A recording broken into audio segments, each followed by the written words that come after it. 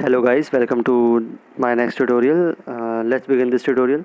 In this tutorial I am going to tell you about basic program of C and the operator which is sizeof. I have told you some of the part of sizeof but as a theory in the previous tutorial, but in this tutorial I will tell you about sizeof operator in this C program, how sizeof operator works in C, actually work in C.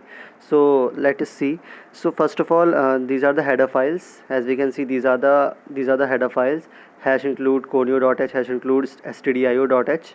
Okay, and then void main, the main function where the execution start. I have told you all these things in the previous videos. Now clrsc, that is clear screen, and then I have declared two variables which is a and b, which is of integer type. Okay, and then a is equal to 10. I have assigned the value 10 to a, and then I have given b the value as size of int. What is the meaning of this? uh, it simply means that size of, it will tell us that how much space this int will take in the memory. As simple as that, how many space this how much space this int will take in the memory. The size of operator will tell us, and it will give that size to b. And then we have print, the simple print statement.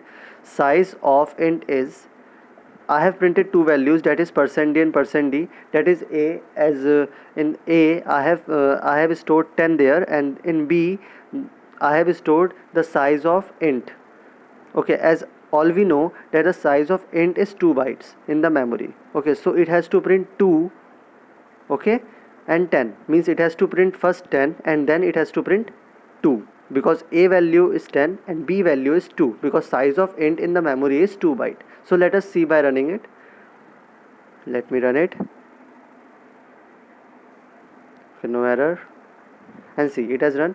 So size of int is, see, 10 2, which I have told you. This will be the output. So I think this video is clear to you. What I want to say is that what size of operator actually means, and what is the meaning of this, what is the basic syntax of the C program which you have seen here. So now I think you are ready to go more further with scanf statements, and then you will see how to take the input from the user, and there you will understand what is the meaning of ampersand. There you will use the sign of ampersand. What is the actual meaning of ampersand?